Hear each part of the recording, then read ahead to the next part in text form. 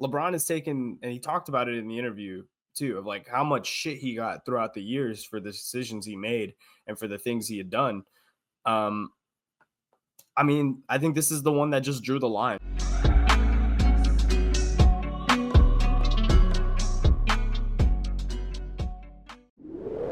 Is this thing on? Hold on. Oh yeah, Mic check. yeah, we Mic are. check. We yeah. Are we recording? Are we recording? I think we are, man. It'll never get old. Welcome Never. back to the Our Recording Podcast. We are the two coldest podcast hosts in all of podcasting history. It's the young Rottweiler, Ethan Hamilton. And I'm 007, Gage Sutton. We got a really fun podcast lined up for you guys today. And we do have an unfortunate update for this podcast. It was a really slow music week. So if you're a music fan and you're here for our hip hop conversations, there just wasn't a lot going on today. So, or this week. So this is going to be a lot of sports. So for our sports people, hey, this episode is going to be just for you because we got a lot to talk about in the NBA sphere. And of course, we're going to talk a little bit about, I think this will apply for everybody because it could take over the whole world. We'll be talking about AI at the end of this episode and the impact it's had on our music, on our art, and all that stuff. So if you're interested in that conversation, please stick around to the very end or check out the timestamps that we will leave in the description. And before you do anything else, make sure you subscribe to the channel and follow us on our socials. Those are going to be linked down below. But how you feeling, man? I know we said it was a slow week for music, but besides that, how you feeling, man? Everything else that's going on. It's going good, man. I had a good week, man. I'm having a little bit of FOMO. My parents are on vacation, and even though I kind of had my vacation, my spring break a little earlier, a few weeks back when I went to Japan, I'm kind of having FOMO now. Like, damn, I was driving in the car and I was thinking, damn, I really want to be on the beach right now.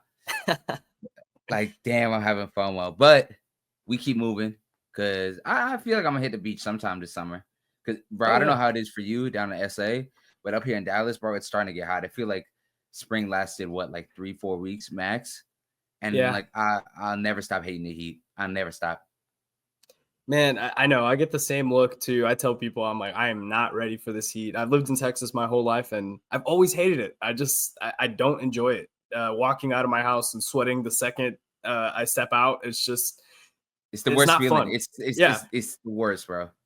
It's horrible, man. And especially like just doing any day tasks, the car, like AC kicking on. It's just, there's just so many little things that just piss me off. And like with the cold, you could put on more clothing, but when it's hot, dude, there's only a certain point before you get arrested for public. See, here you go. Yeah. No, I'm just saying. I'm just saying. Like, I can only take off so much clothing in the summer, and like, there's only so many things that you can do to stay cool. Like, so I've always been of the belief I'm a winter person. I'm a fall person. Get me the hell out of this heat, man. I'm not excited for it. I've been dreading it all year. I'm not bro. I'm right there with you. And it's just like, we had like 60, 70 degree weather for like I said, 3-4 weeks. And now just like that, it's over. It's back. It's in the 80s. Like it's nothing. And I'm like, oh, there goes me wearing sweatpants. There goes me wearing jeans. I'm back to jean shorts and shorts. That is the plus though. The jean shorts is coming out, man. It's like my Superman cape. Them hoses coming out. I'm hyped though. But there might be some people. I was gonna say, dude, there are gonna be some people who are watching this who aren't from Texas and be like, man, they're just starting this episode talking about the weather. It's like, they're gonna see it, bro. They're gonna feel it, bro. You don't fucking understand until you've lived in Texas. These summers are absolutely brutal, man. And everything is worse with the heat. Like God forbid, like something happens with your car. Imagine you got a flat tire. There's nothing worse than putting a flat tire on when it's 100 degrees on the highway. It's the worst. It's the worst. And the humidity too. It's the worst. But I mean, a good thing that's been. I mean, we could have had worse weeks, right? It's important to be grateful. We could have been Stephen A. Smith. We could have been Stephen A. Smith. Because for those who've been living under a rock in the sports world, LeBron did an interview on the Pat McAfee show where he basically has a response to all the controversy that's been going around him and Stephen A. Smith. where he talks about why he pressed Stephen A. Smith. He also gets really deep into what happened with some of the stuff in Miami. He gets in deep into talking about how he signed with Nike. It was a very like explosive interview, I would say.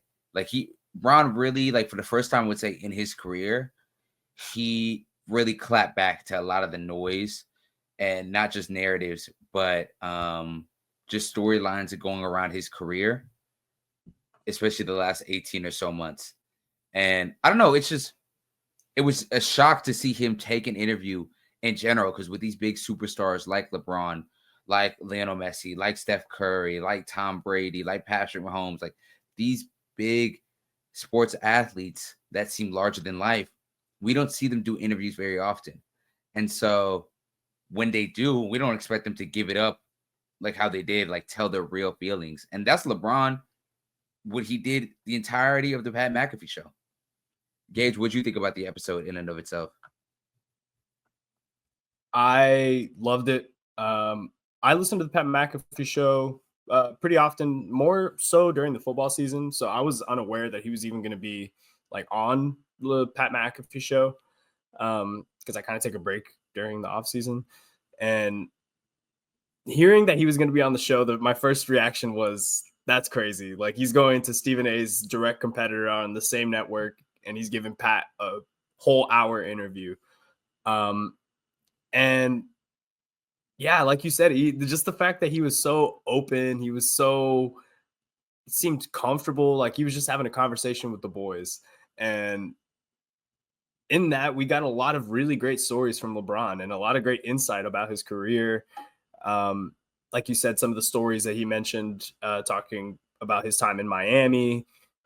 Some of the conversation I loved was his conversation about his relationship with Kobe and his relationship with Mike too, and how those are those are always weird relationships because of them playing in the league at the same time. And he gets into it more, obviously, in the episode, but just seeing him be that vulnerable on a show that wasn't his, because I think the only other time I've really seen Bron this open was like on the barbershop, but that's kind of his thing. That's his show. LeBron just he didn't leave anything off the table. He was dropping F-bombs. He was calling out Wendy too. Like he was having a good time and just being himself. And to me, I think that just made LeBron even more endearing to me. Just made me see that he's human just like all of us, bro. No, I agree with you. Bron really, I liked, I guess my favorite part of the interview was him talking about Kobe and Mike and his relationship with them, especially because he said that, you know, him and Kobe really didn't get a relationship until the Olympics. And even at the Olympics, they were very much still competitors. And he talks about how much he regrets not beating the Orlando Magic. And what was it, the 2009 or 2010 finals or Eastern Conference finals to play the Lakers? And you could tell that's one of probably his more bigger regrets as a player, is not being able to overcome that team and get a chance to play Kobe in the finals, as well as him talking about like they became really close once Bron became a Laker, and how hopefully him and Mike can have that relationship once he retires, because he responded to the fact that like all the rumors about Mike being super competitive, especially in retirement, especially in retirement, also in retirement, is completely true. Like Michael Jordan is one of those people that is like still larger than life. And like, if you're a player, he really don't want to talk to you until after your career is done. And to hear Bron be like content with that, like, I understand it. Like, I get it. I get it. I wouldn't want to talk to me either. Like, hopefully whenever I retire, we can chop it up. And I thought that's really cool, especially those three being like kind of really the biggest stars the game has ever seen. But that interview wouldn't be a LeBron James or Pat McAfee interview without some drama. What'd you feel about him basically calling out Stephen A for being on a Taylor Swift tour, promoting him getting press? That was hilarious, bro. I love that LeBron just let it all out. He said, I know Stephen A's smiling watching this at home right now. He get himself a big tub of ice cream. He can't wait to talk about me tomorrow. And it's funny He the way that he said talked fuck about him. it. Stephen A. said fuck tomorrow. I'm talking to you right after this airs on the Stephen A. Smith show. He didn't even wait till tomorrow. I respect it. Yeah, that was really funny that just the reaction that Stephen A had to give out, because LeBron he called him out real crazy on the Pat McAfee show. And I mean, let's be real, this was definitely a very petty move from Bron, because he knew exactly what he was doing going to Stephen A's main competitor in Pat McAfee. It was so petty, bro. Hold on, let me see Bron's star sign. Let me see. This might explain it. That's important information, actually. It's important information to know with LeBron James star sign. He's a Capricorn too. Woo! Okay. Yeah. Hey, but no, I like it though. He stood on business and said, like, hey, I handled that the way I handled it, because as a father I had to, and as like a representative for the players of the league. I think he has a point. Like, a lot of the media can get out of hand and say things that have nothing to do to the game of basketball and start making it personal. And the players really have no way of, making any kind of point against it. Like, back in the day, you could hit a reporter and it wouldn't be great for the game. You'd probably still get fined or whatever, but you kind of recover from that. You hit a media member now. Like, imagine if LeBron, the biggest player in all of basketball, hits Stephen A. Smith. Bro, it makes LeBron look horrible. He can't put hands on a media member. It's just it's impossible. So for LeBron to be like, all right, man, this is how I'm gonna get back at you. Because I got to stand up and, again, protect my son from these things and protect the league from these things, because, again, it's unnecessary when we're talking about basketball and we bring in these personal feelings, or like these personal things that really have nothing to do with the conversation at hand, Yeah, I'm gonna push back on you on two different things, right? That first thing is, you're absolutely right. I have no problem with Bron clapping back to anything Stephen A. Smith says, especially how he did it, doing it on his direct competitor and Pat McAfee, making sure that like everybody was going to see this. I have no issue with it. I guess I'm not even mad at him shooting at him, talking about, well, he said he didn't want to talk about it, and here he goes on First Take, the Stephen A. Smith show, going on Fox News, going here, going there, just to talk about it. He's going on a world tour just to talk about Bron pressing him. I ain't never seen nobody do that. But I also get it from Stephen A. Smith's perspective. If I get LeBron James pressing at me, you don't think me in the content business is milking this shit? Of course he is. Of course he is. Right? And the second thing, too, I'm with, again, this might be a little more towards what we were talking about last week when it comes to Bron and the whole father angle. Yes, Bron should be able to protect Bronny as his father, but let's not act like Bron didn't put a huge target on his back. Let's not act like Bron did not contribute to that. That's what I don't like. We can't keep absolving LeBron James from the Bronny criticism, right? LeBron James is the one that tweeted that Bronny's probably better than half the players in the NBA right now. LeBron said that. LeBron is the player that named him after himself, right? So you can't have it both ways. You can't say that, like, oh, let's keep it basketball. Like, let's try not to take personal shots. Like, I don't understand why anyone would do that to Bronny. He's my son, da-da-da-da. You don't understand why people would do that? He's your son, bro. He's your son. You named him after yourself. You told everybody in the league that half of y'all is trash and my son is better than him. So, of course, the media members is going to be like, oh, really? Well, this is what he's averaging. This is what he's playing like. Like, come on. That's not fair. That's a cop-out. Okay. That's a cop-out. I mean, that's a cop-out. But I think that's what Bron was saying, though, is like he doesn't have any problem with the media speaking bad on, a player that on play that needs criticism, on players that need criticism. But I think it was the plea of, like, as a father, don't do this, or whatever Stephen A. Smith said, right?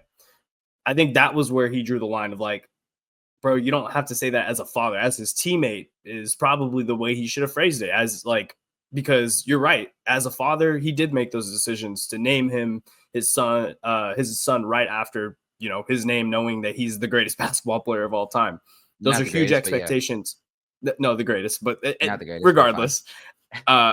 No, regardless, he puts those huge expectations alone by having that name on his son, which I, again, completely understand. And I'm with you on that, that LeBron does have to shoulder some of the blame for the How way this is that, turning out. yeah, for the way that Bronny is perceived in the media. But again, I think it's that fine balance of like, don't cross that line. Don't cross that personal line of. But why can't we, like, the way I criticize LeBron, right? Because I'm in this situation, I'm criticizing LeBron as like as a father. Like, I really, like, even though I'm not a father, so take it with a grain of salt, right? What's wrong with saying like this is what comes with it? What's wrong with saying like what did you expect? Like, the gig is the gig. You're one of the most famous athletes who ever lived. You named your son after you. You pushed him to play basketball. Luckily, God willing, he was good enough to where people knew his name. You had what other 55th round pick or 55th pick in the second round got away with not interviewing with any other teams but one, not working out with any other teams but one? Like, Braun has responded. That has nothing to do with him as a team. That's him as a father pushing this stuff. And like, what can we? Why? Pardon me. When can we say to a point like, what did you expect was going to happen? Like, you know what I mean? That's criticizing him as a father. I don't think that's out of bounds for any of us to say. I think, But I mean, like, my point is like, my point is more so like, hold on, let me clean it up a little bit, because I don't want to sound like I'm hating. It's more so like, bro, this is the bed you made. This is the bed you made, bro. Yeah, and I mean, I get it, but at the same time, I'm kind of like, LeBron has taken, and he talked about it in the interview too, of like how much shit he got throughout the years for the decisions he made and for the things he had done. Um, I mean, I think this is the one that just drew the line, bro. This is where it involves family, and you could have your own take on what LeBron doing to get Bronny into the league, whether it was good or not. I guess you could have that argument because, like, as a father, you want to see your son succeed and be as great as possible. And if you can help him in any way, I'm sure any good father would say they would do everything they can to get their son to their dreams, to reach their dreams. But yeah, on the opposite side of that is like he had to be aware of the consequences. People were going to talk about it.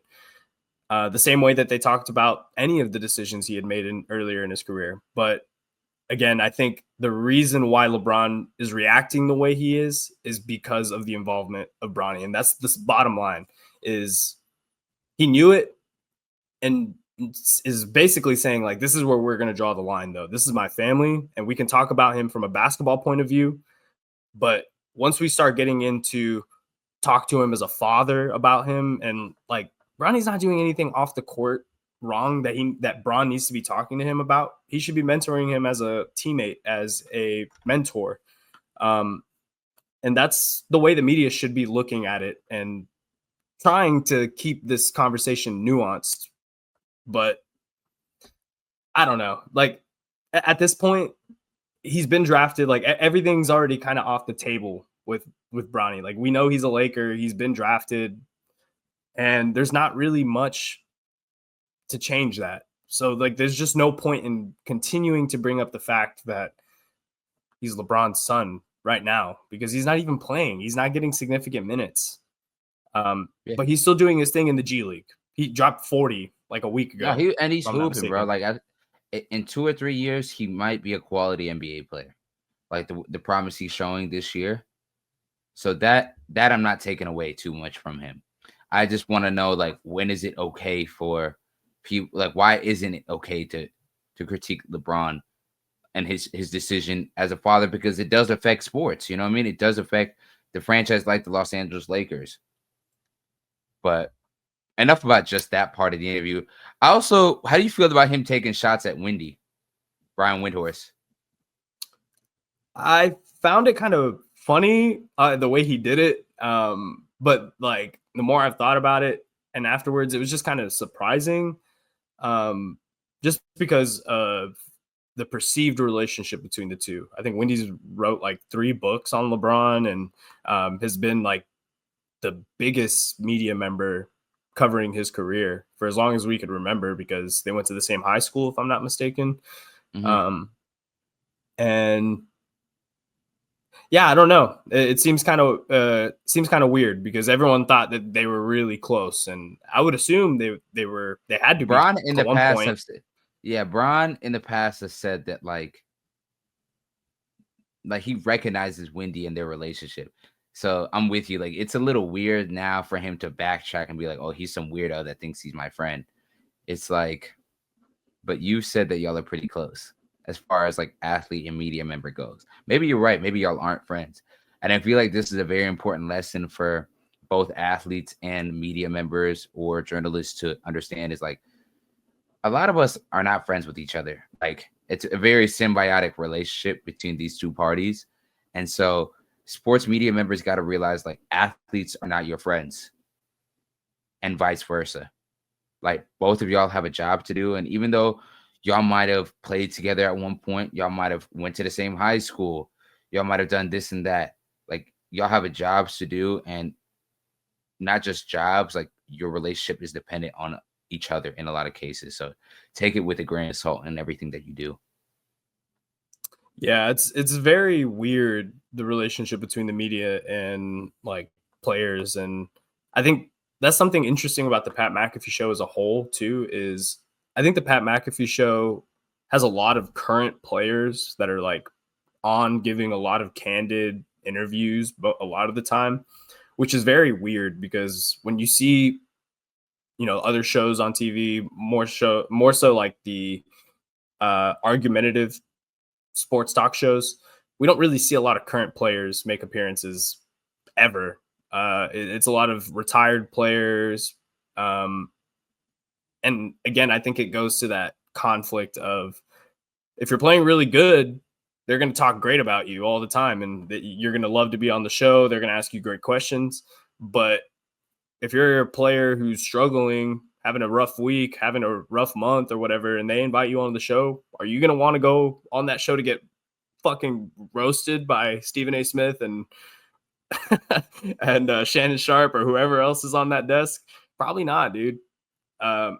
So I think it's also about like the setting that these players are doing the interviews, the way that the media talks about these players, because for all of Pat McAfee's faults, and trust me, that show has a lot of faults. There are a lot of reasons why people don't like that show, and understandably, but one of the credit I've always given to them is that they make players feel comfortable and let them be themselves. And we saw it with LeBron. We see it with Tyrese Halliburton, who's on the show. And that's a weird relationship because they're in Indiana. They watch Tyrese play all the time. And when he plays bad, they have to talk about him playing bad, but they just don't do it in a manner where it's like disrespectful. They keep it light, because at the end of the day, it's just basketball. But you could also make I the don't know. case that maybe McAfee doesn't go as hard as he probably should. Like, That's he fair. kind of throws them softballs. He kind of avoids it because he don't really be critiquing Tyrese as much people think he does. He really don't be saying nothing about him when he does. Nah, he really, and that's the thing is like he keeps it friendly for the most part. And like even with the Aaron Rodgers interviews, because he has Aaron Rodgers on every week, people are have always criticized Pat about never asking him hard questions. And again, it's like he don't. Let's keep it a buck. He really don't. He really doesn't. But like you like, have to you have to censor yourself, bro. If you want to keep having Aaron Rodgers on the show, you want to keep him comfortable in these interviews too, make it as organic as possible. You can't ask him some out of pocket shit. But you got to find a way to phrase the question without getting you might not get the craziest answer, but as far as I'm aware, I feel like they covered a lot of the big things that they needed to in this LeBron interview. Because how do you feel about that? Interview? Yes, I think to a certain extent, I feel like in general they do a good job. They definitely could have pushed back on especially some of the Wendy stuff. They definitely could have pushed back on some of the Bronny stuff, like how I brought up, like him doing that tweet and everything like that. And I feel like that's what the real beef is with a lot of athletes and media members nowadays. Is you're right. Back then, athletes didn't really have a lot of voice when it came to sharing their stories and sharing their perspectives throughout a season and throughout their careers. But let's not lie and say that's still the case. The last 15 years, athletes have had a voice more than ever. They've pretty much taken over a lot of the content sphere, the sports media sphere in and of itself. A lot of the big sports shows, all they do is have retired professional athletes. And so if I'm a media member, right, I'm looking at them sideways. Like, you guys get on to us for 15 years about, or you guys get on to us for how many years of not showing y'all in the best light and not doing this and that for y'all. But whenever y'all have the same exact opportunities, the same exact TV shows, y'all come with the same bullshit takes that the rest of us do. Y'all sit up there and ask softball questions when it's time to talk to another athlete. Y'all sit up there and straight up not really do your research that y'all say that we don't do. Like, I get the beef, bro, because we've all seen it, bro, with all these retired athletes. They make shitty takes just like the normal sports broadcasters do and sports personalities. But they get a pass because they were former athletes, right? And as they should to a certain extent, like, they have more credibility because they play the sport. But they might not know the sport better than an athlete and a broadcaster. And so now that they're coming into this space and taking a lot of the jobs and opportunities away from these sports broadcasters and personalities, it's kind of like a cold war going on in the sports media sphere. The same thing going on with music. You're seeing a lot of retired rappers and artists make podcasts, taking away the lane from guys like Elliott Wilson or B-Dot and so on and such forth, like music journalists. So I see where the beef comes from, because it's like, okay, y'all giving us shit for not knowing the sport, but here you go and you haven't guessed the correct finals winner ever, or here you go with a shitty take saying Russell Westbrook was the best athlete ever or something like that. Like, I wish that both parties would realize that they're on the same team, and B, like, there's a lot more similarities than they think, in my opinion.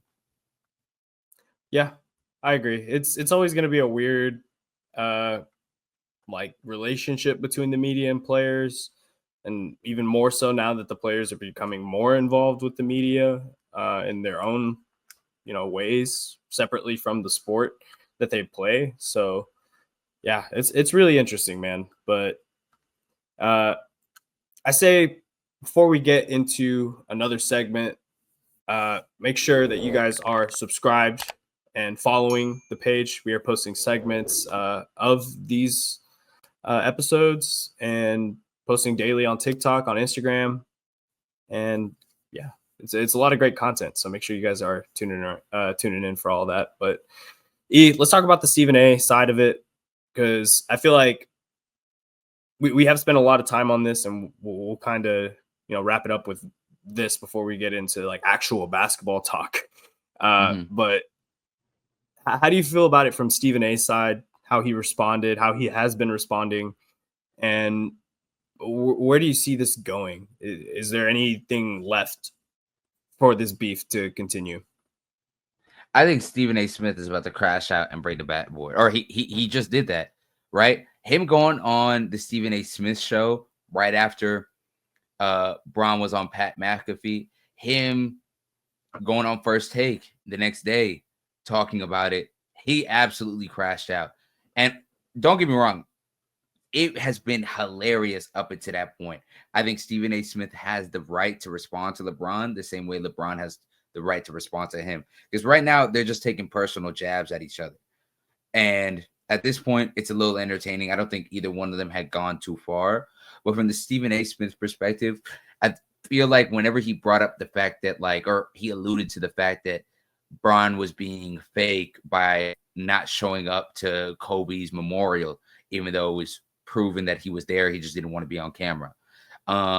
Same thing with him being fake for not showing up to Dwayne Wade's retirement ceremony, even though he had the pressing matter with Bronny. I'm all for Stephen A. Smith crashing out. I just feel like he should fact check a little better. And if he misspoke, he misspoke. But if you're going to misspeak like that, then the second go around, you're just going to have to spill the tea, so to speak. You can't be like, oh, I stand on everything that I say, like, or allude to something happening without saying it. Like, that's dry snitching to me. Like, if you're going to snitch, just do it. If you're going to fully crash out, just go all the way. Like, don't get caught in a half lie, a half truth, and then be like, well, you guys are missing what I said earlier. Well, just tell us. Don't have us read between the lines. Like, just tell us. And I guess that's my issue with Stephen A. Smith's response, because right now it's to the point where like he can't win for losing. Like, there's nothing really he's gonna do. Like, we're in a weird spot where like everybody's on LeBron's side and nobody cares to really hear what Stephen A. Smith has to say about LeBron. Like, that's just how I feel about it. Because even him talking about the fact that like, if Bron put hands on me, I would have swung back. Obviously, any respectable grown man would have done that. And he's not saying he would have whooped Bron ass, but he's saying I would have defended myself. This would have been no Will Smith, Chris Rock situation. I don't see like how that was that big of a deal. I did think it was hilarious though that Bron, after hitting that game winner, posted Stephen A. Smith boxing. Oh, Bron had a hell of a day. That's a hell of a day. Shit talk Stephen A. Smith on his biggest competitor show, hit a game winner, and then clap back on him on Instagram. Hey, fair enough, King. Fair enough.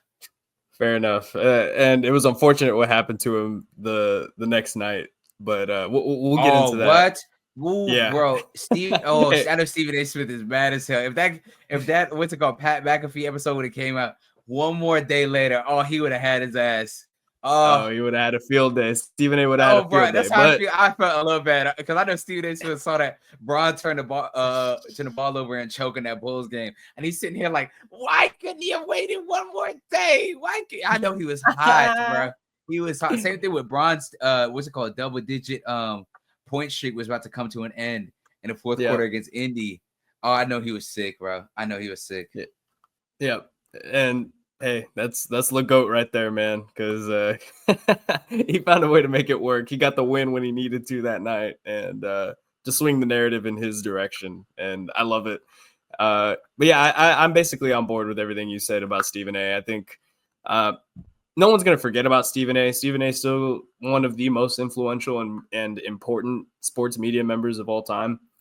But yeah, this definitely hurt him. It's losing a rap beef, basically. And he's just got to kind of roll with it now. Keep doing him. Because do you think this keeps going? Do you think this keeps going? I know ESPN is loving this for ratings. Like, especially with the fact that like a week ago or a couple of days ago, they announced that Stephen A. got that 5-year, $100 million contract. They might have recouped all that money in that one day. They really might have. Do you think this is bad for business, Stephen A. Smith and LeBron beefing? No, I mean, I think it's great for ESPN business. And I think in the long term, I think this will be hopefully something that helps like situations like this so that we don't have as many media there's always going to be, let's just get this off the table. There are always going to be players who have problems with the things media say. And there are always going to be media members who say shit that's completely out of pocket. We're never going to get rid of that. But I think it's, and we're going to get NBA, and we're going to get players that are just sensitive to everything that media members or anybody has to say about them. Like, you're absolutely right. Yeah, but I think this is going to be a cool way for like players to like clap back at media members and like be like, okay, so if you want to talk shit about me, I'm gonna go do a hour with your competitor and give like my tell-all interview. I mean, obviously it's LeBron James, right? But like this could go for a lot of these, superstar players who normally don't do interviews like this. A lot of players don't sit down and talk with a big program like the Pat McAfee show for an hour on live television, completely unfiltered. So I don't know. I think this is kind of, to me, it feels like an evolution of the relationship between media and players. And we're just kind of starting, like, this is one of the crucial points of it. And I don't really know what's going to happen between LeBron and Stephen A. Like, I don't know what really is next for the beef, I guess. But in terms of the importance of this moment in sports media for the NBA and for everything, I really do think it will have an influence on how we watch basketball and watch these interactions in the future. Especially because the whole topic of the main storyline with the NBA this year is like, why isn't anybody watching? Even though people are watching, but like, why is the NBA being covered this way? I think this is going to be a very defining moment that maybe in the next 2-3 years we see that this was a turning point to see how the game was covered. Maybe, hopefully, after this, media members and players have a better relationship where they both A, know their role in this, and B, can understand that maybe shit like this don't got to get too far. Like maybe shit like this, me and Gage don't got to sit here on AWR and talk about it. You know what I'm saying? I mean, it's great for us. It's great for us. But because you just clicked on the video and watched, so thank you for Stephen A. and LeBron for doing that, and we thank y'all for tuning in. But all right, let's get into some real hoops, man, because we got to talk a little bit about the NBA playoffs because they're coming up. And before we get into the NBA playoffs, we got to send some thoughts and prayers to Damian Lillard, who they found deep vein thrombosis in his leg, if I'm not mistaken. So same thing that Victor Wembanyama has, which means he will be taking blood thinners and is out indefinitely, which is just really bad news for the Milwaukee Bucks. And we've talked about the Bucks before. They won a championship. It was in 2020. Yeah, the year after the bubble. Yeah, year right after the bubble. And since then, we saw them try to run it back with that same team the year after, and it didn't work out. They trade Drew Holiday and bring in Damian Lillard. And it's just been a mixed bag. And this is just really unfortunate because even with Dame, I don't know how realistic of a chance the Bucks had of winning the East. But with this kind of news coming into the season at this point, it's wraps for the Bucks, man. I really don't see any way they're going to get through the East. And we need to start having real conversations about what Giannis is going to do, because anyone who watches basketball and knows who Giannis is, he wants to win championships. And Milwaukee is in no position to do that right now. All of their money is locked into Giannis, Dame, and they're over the cap luxury, man. They really have no money to spend. They don't have any young pieces. They have no assets, no picks. Like it's a really, really rough situation for Milwaukee. And they really got to start looking at what they're going to do, because they got to talk to Giannis and see how realistic it is that he would like to stay there, because there's no chance. There's no chance that they're going to be able to build a contender in the next, at least in the next 3 years. 3 years. Yeah, it's going to be really, really hard with all the money they have locked up, and again, the lack of assets. So I want to ask your opinion. What do you think of what do you think the Bucks should do? And if you're Giannis, when are you telling them that you want out? Because it is looking like a sinking ship. I think the Bucks took a huge swing a year and a half, 2 years ago when they traded for Dame, especially Dame being at the end of his prime. Because if you would have told me on paper, Giannis Antetokounmpo and Damian Lillard, I would have told you that's a championship lock. But with Dame being towards the end of his prime and the Bucks not really having a lot of depth, it was kind of always going to be a short run. So the first year, you could make the case like Dame wasn't really playing up to par last year, right? Same thing with the Bucks kind of having injuries with Middleton and so on and such forth. But this year, Dame has kind of raised his level back to an all-NBA, all-star type of caliber point guard. And so having him and Giannis as a duo was working so far this season. You traded Chris Middleton in an effort to get a guy younger in Kyle Kuzma. That hasn't worked out. And you really traded your depth with it. And now that Dame is hurt and he's out indefinitely, this season's kind of a wash. I don't see them making it past the second round if they're lucky. And so you put in all your eggs in one basket to hopefully Dame comes back next year. Hopefully he's playing to the same level this year. It's just looking like this Dame and Giannis project went up in flames very quickly. And it sucks because I was hyped to see it work. And you're right. Now it begs the question of like, what do we do now with Giannis, who is, correct me if I'm wrong, Giannis is in his 30s. Yeah, he just turned 30. I think he just turned 30. Yeah. So, and we don't know how much time he got left, especially with Dame being 34. So if Giannis is in his early 30s, how much time does he have left playing at this MVP caliber level? We're thinking 3-4 seasons if we're lucky, especially because his game relies so much on athleticism, like a guy like Shaq. If I'm the Bucks, I don't let Giannis go at all. Only if he asks out. And even then, we're not going to do what the Mavs did with the Lakers and get not really too much in return. We're getting a haul of all hauls for Giannis. And so I think the decision goes up to Giannis. I would like to see Giannis be a lifer in Milwaukee, but I completely understand. Like, he already got Milwaukee a chip. He had one of the best finals runs or finals performances in recent memories, running off 4 straight against that 60-win Suns team. He doesn't owe the city of Milwaukee anything. He's done his part. Yeah. And again, we're talking about a guy who's uber competitive. I think he's gone on record to say that he likes winning championships more than he likes intimacy. Which, if you know Giannis, that is a crazy statement. But yeah, dude, like I just don't see any way for him to win another championship. And like you said, he did his part. They got a championship with him as the number 1 player, and he had a historic run.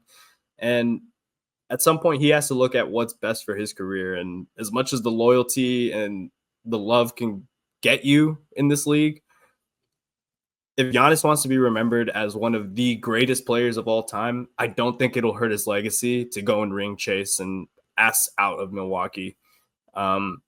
To go play somewhere else, man, because there are a lot of other teams that I'm sure would trade a lot to get Giannis on their team. And yeah, Milwaukee just needs to start looking towards the future, and not just the short-term future, long-term after Giannis, because even if you do decide to keep him, like you said, how realistic are you going to be at, like, you still will be a playoff team, but you're not getting high picks anymore. And you're just kind of stuck in that purgatory until he leaves anyways. So why not just speed up the process? You give him an opportunity to go win a championship, and you kind of just restart, because that's kind of the position you've put yourself in.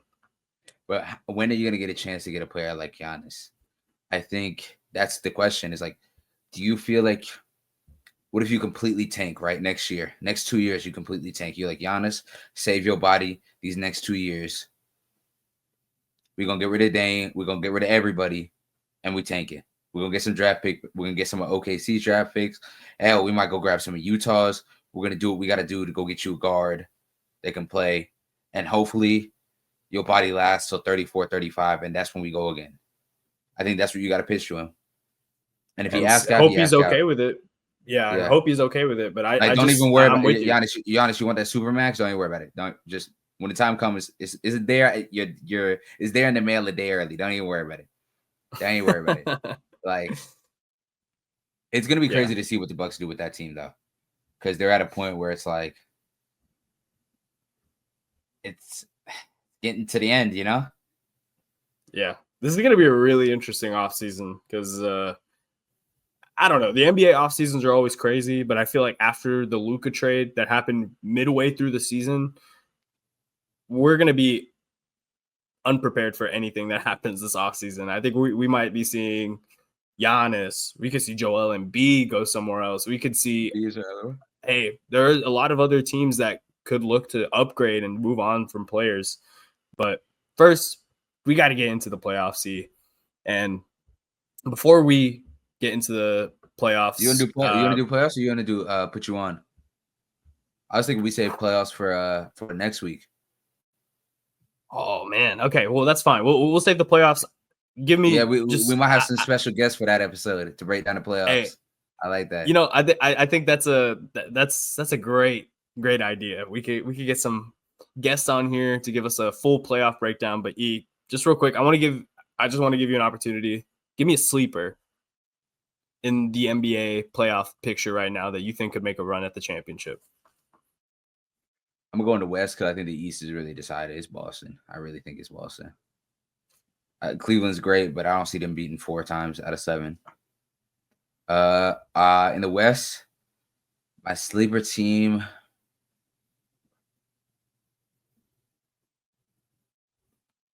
I don't want to say it because I have to see it to believe it. But the LA Clippers have been playing really, really good this year. Kawhi is returning to form in March. And if they can just get him, wrap him up in bubble wrap for the playoffs, I think they got a shot at beating OKC. All right. But I got to see it with my own two ojos to believe it. Okay. All right. I'm not mad at it. What about you? Who do you have? I'm going to go with the West too. Not that I don't think Cleveland is good, but yeah, it's just the East. It's kind of just a mixed bag, and I really don't know if any of the other teams are going to be able to stand up to Boston. I'm going to go with the Golden State Warriors, who as of right now are the 7th seed, but I think they're going to get a very, very good matchup in the Houston Rockets in the first round with Jimmy, Steph Curry. I think anything's possible with that Warriors team. So I'd keep an eye on them. And we'll talk more about them next week. So make sure y'all are subscribed and tuned in for all of that because we got more NBA content coming next week. So it's time for our favorite segment of the show. It's, of course, Put you on. Let's go. We got Put You On for the week. I'm gonna start with music. A new album dropped by this group or this I won't say group, you know what I mean? I think it's a group. I'm not sure. I just got tapped into them like about a week ago. But YT or White, they dropped a new project called Oi. If you're into kind of 2000s UK rap, but the production is very Lancey, very Lancey, very Playboy Cardi-ish. Summertime, this is gonna be a vibe. So Oi by White or YT, I think that's how you pronounce it. Project is hard. 12 tracks, 28 minutes, short listen. I like it a lot. Hell yeah. Love to hear it. All right. Well, man, music was, like we said at the beginning of the episode, it was kind of a weird week. I didn't really get into any new music. So I'm going to give y'all a throwback. I'm going to give y'all a classic rock album from the early 2000s that I just revisited, and it's always great to shout her out. I'm going to go for Fallen by Evanescence. Okay. The entire album, just going back and listening to it, is it's fucking peak. It's that era of 2000s rock was just so much fun, and I am a huge believer that we need more female rock vocalists like Amy Lee. So you have been on that wave. I always have been on that wave, man. I love just the sound of the actual music, but her voice on top of that is just, it's really, really good. So if you're into rock music and haven't listened to this album, which again, it's a classic. So if you haven't, do yourself a favor and check out Fallen by Evanescence. She actually released I think it's the 20th anniversary, like a deluxe of it edition. So that's pretty cool. But yeah.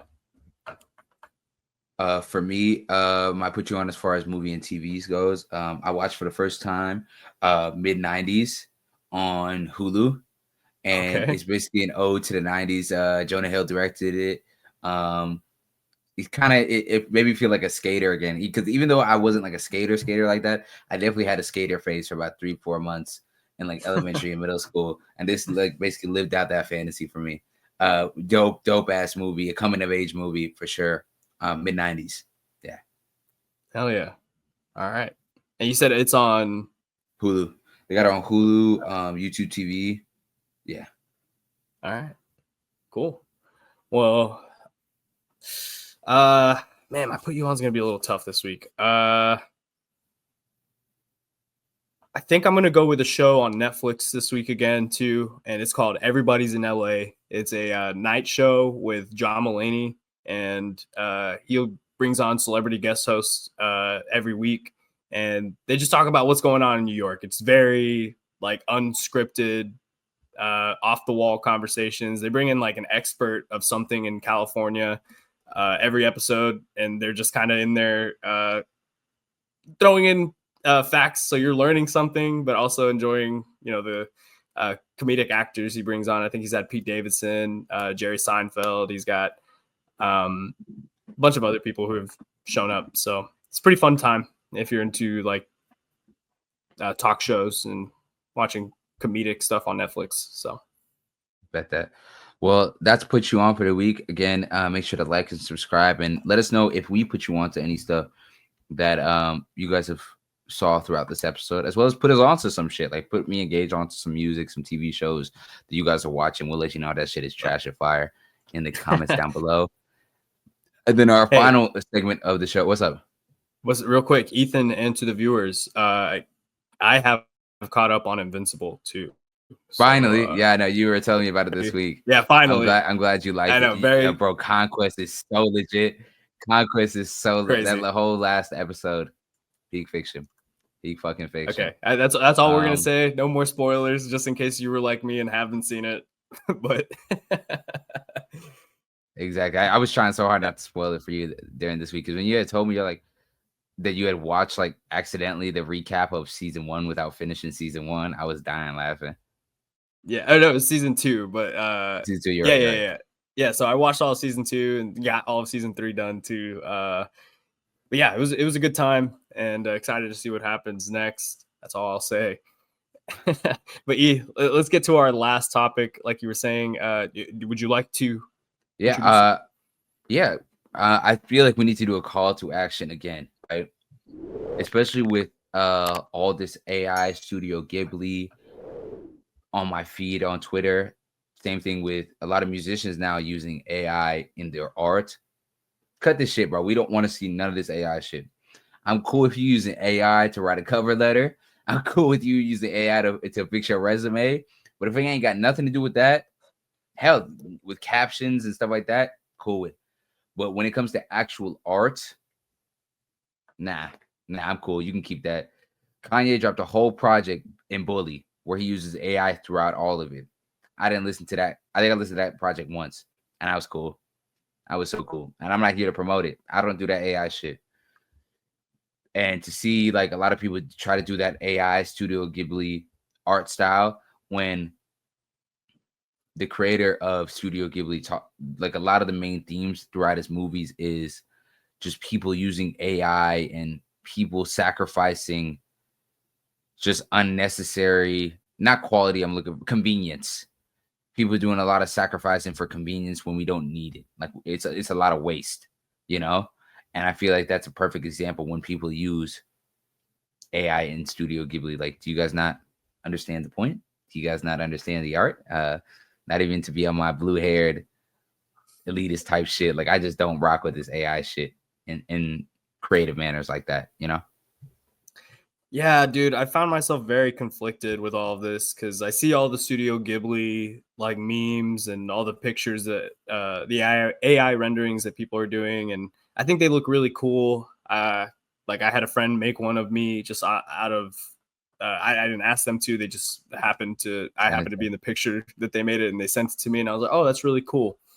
But as I saw it, I'm thinking about it, and I'm like, this is exactly what Miyazaki did not want. He talked about it like I don't know if it was an interview or backstage. I saw it on Twitter somewhere saying that like he will never use AI. He's so against it. And just seeing that everyone is doing this trend, not paying artists to just make the artwork, that makes it really, really upsetting because as you know, content creators for us, man, it's so easy to just like think about that and say we could get replaced that easily too, the same way that animators are now being easily replaced, or any kind of artist is replaceable like that. And we can't set that standard. And for me, I am gonna I'll even make a message, like a statement for AWR right now, that we would like to, like, if you're gonna make artwork for us, we want to commission it. We want to pay you and actually have you do the art, not pay or not for the sake of convenience, use AI when I could be paying someone whose actual job is to do that, whose passion is to do that. It just makes more sense, you know? No, I'm with you. And I'm with you. Again, convenience will only get you so far. The AI is going to get better and better, but it's just, there is that, what is it? Like, there's just something missing from the AI of like, there's nothing behind it. There's no passion. There's no actual work. And you can kind of just tell it's lifeless. Yeah, and I really am kind of like, it's fun and all, and I feel like I don't know what we're gonna do to stop it. Like I don't know what the world is gonna do to stop stuff like that. I feel like it's kind of past the point of no return, maybe. But hopefully this stops. You know what I mean? I don't know. Like, how do you feel about artists using AI in their own music? I don't know if I love it. I think I hate it a little less because it is your music. It is your own voice that you're doing. You have the right to do it if you so choose. I have more of an issue maybe when labels do it or when they create, like, you remember when they created that AI rapper? Oh yeah. Like I have more of an issue with that than it is like maybe a Cardi or a Kanye doing it. I still don't like it at all, but at least it's your voice. It's your voice that you're using AI with. You know what I'm saying? You're not doing it to anybody else's. But I still and not the biggest fan of it. you know, so that was the other thing I was going to talk about was the Drake diss not too long ago where he used Tupac's voice. I still don't have a problem with that to this day. It's such a weird, I don't know, because like why don't you have a problem? Because I mean, he's dead. He can't say any of these things. And Drake is using his voice to. Yeah, I just think it was a bad move because it just didn't age well. Because especially with a lot of people not liking AI, I thought it was clever, and I think for a rap, I don't think it crossed the line or anything like that. All is fair in love and war. I just thought I'm saying within the context. I'm saying within the context of the rap beef, yeah, completely fine. Like it definitely was, you know, I'll say warranted, but like it was par for the course. What was going on at that time? But I'm saying more for like the idea of the AI of like any artist now can be like, oh, you know who would be great on this song? Juice WRLD or XXX Tentacion. And all right, let's just throw the lyrics into the AI generator and boom, we've got their voice right here. And again, it's not exciting. It's very fake. Like I said, obviously it's just nothing that I want to be associated with personally. I'm with you in the sense of, I guess if it's your music and your voice, go for it. It's your art. And if you want to use AI to, like, what's the difference between using AI? Then we get to the conversation of like, what's the difference between using AI and auto-tune? Because that's technically not a voice. Why can't you use AI as a tool the same way you use that? You know, I think there can argument can be made if it's your own voice. Yeah, but I think when you start altering it enough and trying to convey or like trying to make it someone else's voice when they contributed nothing to it, that's when I'm like, that's kind of how we start getting into like the problems and all of the things that AI could potentially cause for us, like all the problems it could cause for us outside of media too, because there's just so many things that can be altered and faked to make someone look like they're doing something or saying something that they've never said in their life. And because it's starting to look so real and starting to look so legit, it's just, and sound so legit that people aren't going to be able to distinguish the difference. And that's kind of scary in my opinion. And I'm with you. For media as a sense to, and just like within our realm of as artists and in media, yeah, it's just really concerning, man. And I think as all content creators, as we see all of this happening, we should be unifying together and helping these artists rather than, again, relying on AI. It's cool. And sacrificing for convenience. Yeah, it's cool to see but not sacrificing convenience is the important thing here, and paying time and effort and respect to these artists who, commit their entire lives to doing this. So before you decide to do put one of your pictures through the Studio Ghibli AI generator, think about maybe paying an artist, having them do it from hand. And yeah, it's going to cost you a little more. You might have to wait a little bit for them to do it, but that's the price of real art. That's the price of real beauty, real passion behind something. And that's what I'm going to stand behind, man. And okay, I hope MCBG. Okay, MCBG. Talk to him. Talk to him. Hey, I really do hope that there are a lot of people who also believe in that, because I know you're in the same boat, and I just hope other content creators realize that this is the path we're going down, and we just need to stick together and help everyone, all of the content creators, anyone who creates media or art. We have to be banded together against AI. I agree. Well, I think that's a great note to end the show on, man. Is there anything else we want to talk about? We touched on AI. We touched on the war between athletes and media members. We talked about Stephen A. Smith versus LeBron. We talked a lot today, man. I thought it was a dope episode. Yeah, it was fun. Definitely one of our more like serious episodes, I would say, in the sense of like we covered some serious topics, but had fun doing it. Yeah, I think that's a great way to describe this and this podcast. So if you guys like this episode and made it this far, thank you very much. Please share this with a girlfriend, a boyfriend, a lover, whoever, a friend, family, whoever. We're almost 200 subscribers, 3 away. Hopefully by the time this video drops, we would have hit it. But make sure to subscribe, comment, follow us on all our socials at AWR_podcast. You already know who it's been. It's been the young Rottweiler, Ethan Hamilton, and my co-host, 007, Gage Sutton. This has been our recording, and we'll catch you guys later. Peace.